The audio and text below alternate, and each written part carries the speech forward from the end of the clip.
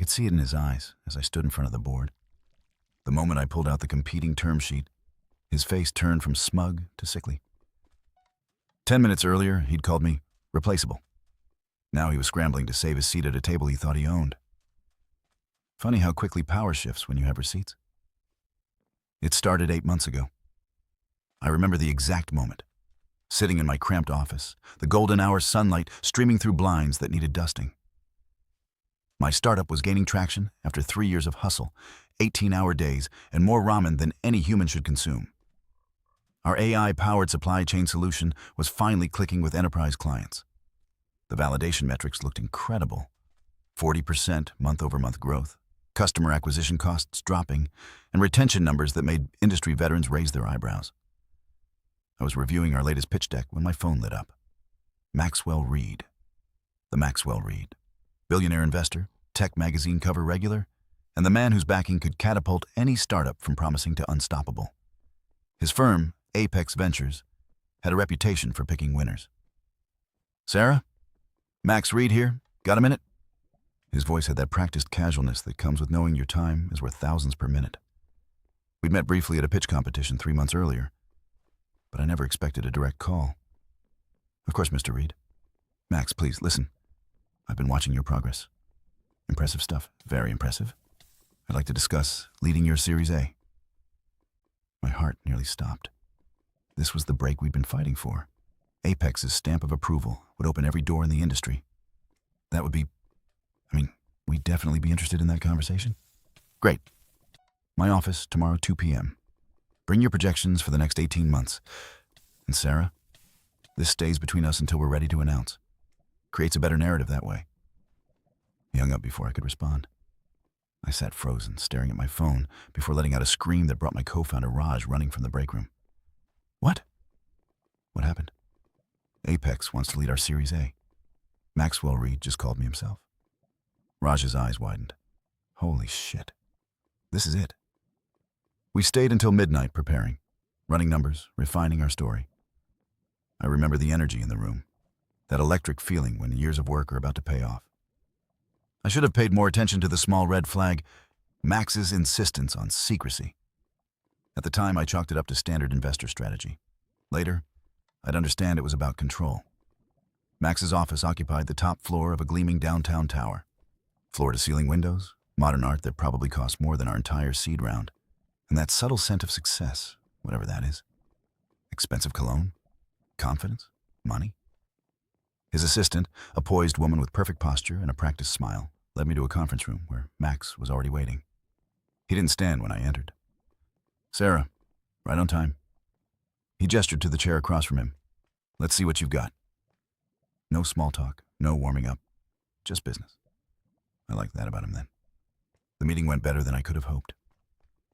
I pitched with confidence born from knowing our numbers cold and believing in our vision. Max asked sharp questions, nodded at the right moments, and occasionally made notes on his tablet. When I finished, he set his pen down deliberately. "I'm in.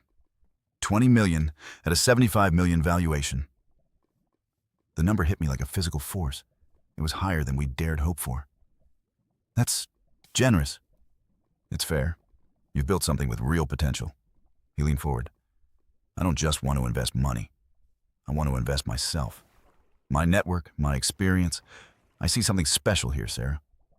With the right guidance, this could be a unicorn." I should have noticed how he emphasized guidance. How his eyes assessed me not as a partner, but as an asset to be managed. Instead, I was floating on the validation of having Maxwell Reed see value in my vision. "We'll need to move quickly," he continued. "I want to close within 3 weeks. My legal team will send over the term sheet tomorrow." I nodded, trying to look cool and collected while internally screaming with excitement. "One more thing," he added, his tone casual but his eyes sharp. "I'll need a board seat, of course. And I'd like to bring in one of my operating partners as an observer. Standard stuff." "Of course," I agreed. 2 board seats out of 5 seemed reasonable for the lead investor. We shook hands, and I floated out of his office feeling like I'd just won the startup lottery. The next 3 weeks were a blur of due diligence, legal reviews, and late-night calls with our small team. The term sheet came as promised, and while some of the governance provisions seemed aggressive, our lawyer assured us It was within market standards for a company at our stage. We signed the deal, and suddenly our bank account had 20 million reasons to celebrate. The press release went out on a Monday. By Tuesday, my inbox was flooded with congratulatory messages, partnership inquiries, and resumes from people who wouldn't have returned my emails a month earlier. We moved to a real office, started hiring aggressively, and set our sights on dominating our market. For the first 3 months, everything was perfect. Max was the investor of my dreams, connecting us with potential clients, helping recruit key executives, even joining sales calls with major prospects when needed. He responded to my texts at all hours, offering advice that proved invaluable as we scaled from 12 employees to 50. The first board meeting went smoothly. Max was supportive, asked thoughtful questions, and seemed genuinely invested in our success. His operating partner, Vanessa, was quieter but equally engaged. I left feeling confident in our partnership. The shift was subtle at first. It started with small suggestions that felt more like directives. You should consider bringing in a COO with more enterprise experience. Your pricing model needs to be more aggressive if you want to capture market share. That marketing campaign doesn't align with how we position our portfolio companies. Each comment came with the weight of his reputation and our dependence on his capital.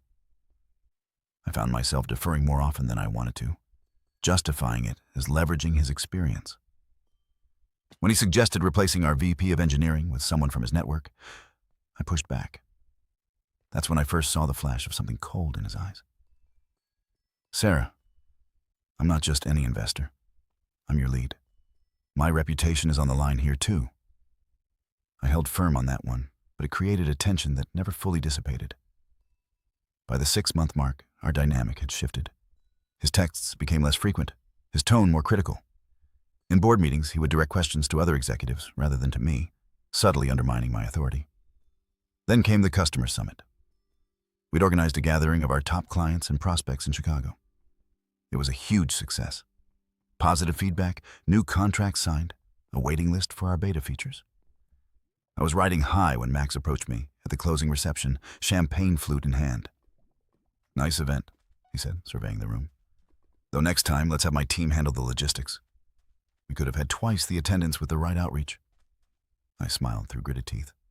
Our team did an amazing job. We're at capacity for what we wanted to achieve. Sure. He took a sip of champagne. By the way, I've been thinking about your go-to-market strategy. It's too conservative. You're leaving money on the table. We're growing at 60% quarter over quarter. The strategy is working. It could be working better. His tone hardened slightly. Look, Sarah, this isn't my first rodeo. I've seen what works at scale. You need to trust me on this. Before I could respond, he was pulled away by a client wanting to meet the famous investor. I watched him go, that familiar knot forming in my stomach. Something was shifting, and not in my favor. The real trouble started a week later. We were approaching the end of our runway from the Series A, right on schedule for our planned Series B. Our metrics were strong, our product roadmap on track. I scheduled a call with Max to discuss the fundraising strategy. I think we should target $40 million at a $250 million valuation, I said after walking him through our growth. The market is hot, and our numbers support it. There was a pause on the line. I'm thinking we hold off. Hold off? We have 7 months of runway. We should start the process now. The market's cooling, Sarah. Valuations are getting more realistic. I think we wait another quarter, focus on profitability, then raise at more sustainable terms. It wasn't terrible advice in isolation, but it didn't align with our aggressive growth strategy, the very strategy he had pushed for, and waiting would put us dangerously close to running out of cash. Max, we've been executing on the high-growth plan you advocated for. Pivoting to profitability now would mean layoffs and scaling back right when we're gaining momentum. Then maybe that's a sign the business model isn't as strong as we thought. The statement landed like a slap. After months of praising our approach, he was suddenly questioning our fundamentals. What's really going on here, Max? Another pause. I think we need to discuss the leadership structure before the next round. And there it was. What exactly does that mean? It means investors at the next stage are going to want to see a more experienced CEO. Someone who's scaled a business before. You want to replace me? My voice was steady despite the rage building inside. Not replace, elevate. You could be founder and chief product officer. Bring in a seasoned CEO to partner with you. It's a common evolution. I gripped my phone so tightly my knuckles turned white. That's not what I signed up for. What you signed up for is building a successful company. Sometimes that means knowing when to step aside for the good of the business. His tone was reasonable, paternal almost. Look, without my support, you're not raising that Series B. Not in this market. Not with your experience level. Think about it. The call ended shortly after. I sat at my desk, staring at the wall, trying to process what had just happened. It wasn't just a suggestion. It was an ultimatum. Give up control or lose funding. And without funding, everything we'd built would crumble. I called an emergency meeting with Raj and our CFO, Lisa. We reviewed our finances, our metrics, our options. The picture wasn't as dire as Max had painted, but the reality was stark. Without a Series B in the next 6 months, we'd have to make drastic cuts. Could we raise without Apex's support? Raj asked. Lisa shook her head. It would raise too many red flags. When a lead investor doesn't follow on, everyone assumes something's wrong. So we're trapped, I said quietly. Not necessarily. Lisa hesitated. There's something I should mention. Last week at a finance conference, I was approached by Helen Chen from Horizon Capital. She asked if we'd consider taking a meeting. Horizon was a newer fund, but with an impressive track record and a reputation for founder-friendly terms. Did you tell Max about this? I asked. No. It was just a preliminary conversation. I nodded slowly. Set up the meeting, quietly, and let's prepare for all scenarios. Over the next week, I maintained a facade of business as usual with Max. We had our regular check-ins, discussed ongoing projects. I even pretended to consider his suggestion about bringing in a new CEO. Meanwhile, Lisa, Raj, and I met with Helen Chen and her team at Horizon. The contrast was striking. Where Max talked at me, Helen talked with me. She asked about our vision, our challenges, our team. She probed our metrics, but also wanted to understand our culture and values. At the end of our second meeting, she made her interest clear. We'd like to explore leading your Series B. Your execution is impressive, and we believe in your leadership. I felt a weight lift from my shoulders. We had an alternative. But I also knew that Max wouldn't go quietly. The terms of our Series A gave him significant blocking rights. We needed to be strategic. The next board meeting was scheduled for the following week. Max had requested to add executive structure discussion to the agenda. I agreed, knowing what was coming. The night before, I barely slept, rehearsing what I would say, how I would maintain composure when he tried to push me out of my own company. The meeting room felt charged with tension when I arrived. Max and Vanessa were already there, heads together in quiet conversation. They straightened up when I entered, Max flashing that confident smile that no longer reached his eyes. Sarah, good morning. Big agenda today. Indeed, I replied, setting my laptop and a manila folder on the table. That folder contained my insurance policy, emails, text messages, and meeting notes documenting Max's escalating attempts to control the company, culminating in his funding ultimatum. Plus, one more crucial document. The meeting began with standard updates: financial performance, product milestones, sales pipeline. I delivered each section with calm confidence, knowing this might be my last board meeting if things went south. When we reached the agenda item, executive structure discussion, Max sat forward. I've been thinking a lot about our growth trajectory and what it will take to reach the next level, he began. Sarah has done an admirable job getting us to this point. But as we prepare for Series B and beyond, we need to consider bringing in more experienced leadership. He continued, outlining why I should step aside for a seasoned operator, someone from his network, naturally. He spoke about me in the third person, as if I wasn't sitting right there, as if I hadn't built this company from nothing. The reality, he concluded, looking around the table but avoiding my eyes, is that Sarah is a good founder, but this company needs a great CEO, and those are different skill sets. The room fell silent. All eyes turned to me. I took a slow, deep breath. Thank you, Max, for your perspective. Before we continue this discussion, I'd like to address a few points. I opened my laptop and pulled up our growth metrics. As you can see, we've consistently exceeded the targets set in our Series A plan. Our customer acquisition costs are down 30%, our retention is industry-leading, and our revenue growth is outpacing projections by 25%. I clicked to the next slide. These results directly contradict the concerns you expressed on our call last week about the business model being unsustainable. Max shifted in his seat. Business performance is only one factor. I'm not finished, I said calmly. You also stated that we couldn't raise a Series B without your support, that no one would fund us in this market with me as CEO. I reached for the manila folder and removed a document, sliding it across the table. This is a term sheet from Horizon Capital for a $45 million Series B at a $300 million valuation. They've completed their due diligence and are ready to proceed. With me as CEO. The color drained from Max's face as he scanned the document. This is highly irregular. Any financing discussions should have involved me as lead investor. Just as any discussions about replacing the CEO should have involved the full board, not a private ultimatum. I removed another document from the folder. This is the transcript of our call where you threatened to withhold funding unless I stepped down. Vanessa leaned forward, her expression concerned. Max, is this accurate? It's being taken out of context, he said dismissively. I was offering guidance about what other investors would expect. Sarah is being overly sensitive. Overly sensitive. I repeated the word slowly.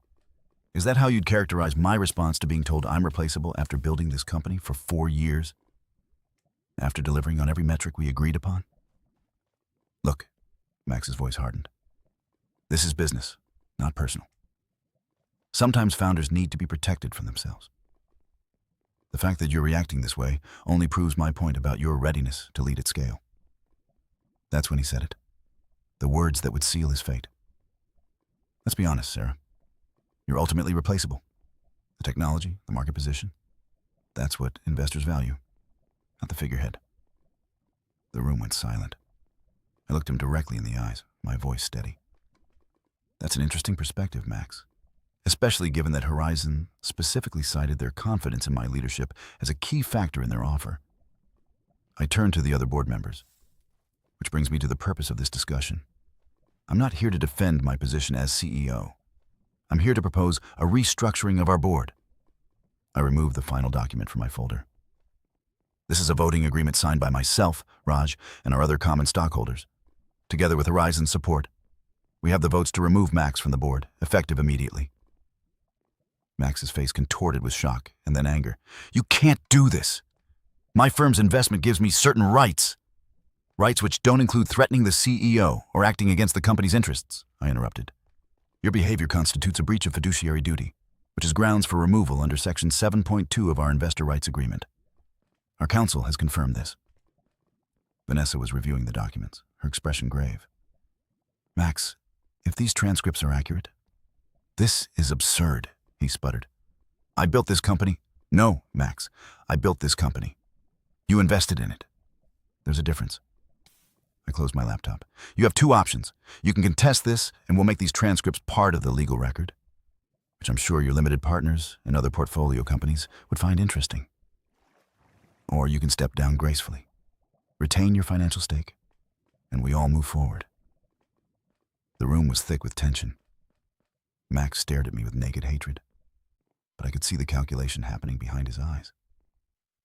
His reputation was everything in the venture world.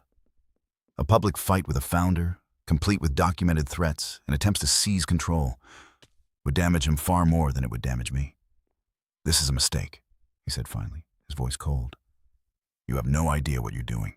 I know exactly what I'm doing. I'm protecting my company. I stood up. I'll give you some privacy to discuss with Vanessa. We'll reconvene in 15 minutes for the vote. As I walked out of the boardroom, my legs felt like jelly, but I kept my posture straight and my pace measured. In the hallway, Raj was waiting, his expression anxious. Well? He'll back down, I said quietly. He has too much to lose. I was right. When we reconvened, Max had composed himself into a mask of professional detachment. The vote was held, and he was removed from the board. Vanessa would remain as Apex's representative. She had been professional throughout and had even whispered, "I'm sorry," to me as Max gathered his things. As he stood to leave, Max paused at the door. You've made an enemy today, Sarah. Remember that. I met his gaze calmly. No, Max. I've removed a toxic influence from my company. There's a difference. The door closed behind him with a decisive click. The aftermath was surprisingly anticlimactic. There was industry chatter, of course. Questions about why Maxwell Reed was no longer on our board. But we controlled the narrative. A simple statement about evolving governance needs as the company scales was sufficient for most. The few who knew or suspected the truth seemed to respect the outcome. Some even reached out privately to share similar experiences with Max. We closed the Horizon round a month later. Helen Chen joined our board, bringing a collaborative approach that energized our executive team. We expanded into new markets, accelerated our product roadmap, and exceeded even our most optimistic projections. As for Max, the consequences were subtle but significant. No dramatic fall from grace, but a gradual diminishment of his influence. Founders became more cautious about taking his money. Other investors were less eager to partner with him on deals. His social media posts about founder-friendly capital received knowing comments from those in the know. 6 months after the board meeting, I received a text from the founder of another company in Apex's portfolio. Heard what happened with Max, experiencing similar pressure. Any advice? I smiled as I typed my response. Document everything. Know your worth. And remember, investors need great founders more than founders need any specific investor. Later that week, I was unpacking in our newest office expansion when I found something in a box of old materials. The original pitch deck I'd presented to Max. With his handwritten notes in the margins, one comment stood out. Founder coachable? I pinned it to my office wall as a reminder. Not of Max or the conflict, but of the lesson. Being coachable doesn't mean surrendering your vision or your company. It means listening, evaluating, and then making your own decisions. The company continued to thrive. We eventually went public 3 years later, a milestone that brought its own challenges and rewards. Max wasn't at the bell-ringing ceremony, of course, but I sent him a courtesy note afterward, professional, brief, and just a little bit satisfying to write. Sometimes people ask if I regret how things played out, if I wish I'd seen the warning signs earlier or handled the confrontation differently. I always give the same answer. I regret nothing. The experience taught me that my instincts were right, that I was capable of protecting what I'd built, and that there are always options if you're willing to be bold. That manila folder still sits in my desk drawer. I haven't needed to open it again, but its presence reminds me of a simple truth. In business, as in life, you teach people how to treat you. And sometimes, the most powerful lesson is delivered with a calm voice, irrefutable evidence, and the absolute certainty that you will not be moved. Looking back at that board meeting now, I can still picture Max's face when I pulled out the competing term sheet. The shock, the calculation, the realization that he'd underestimated me. It wasn't about revenge. It was about reclaiming what was mine and ensuring that no one would mistake my kindness for weakness again. In the end, he called me replaceable. The market proved otherwise.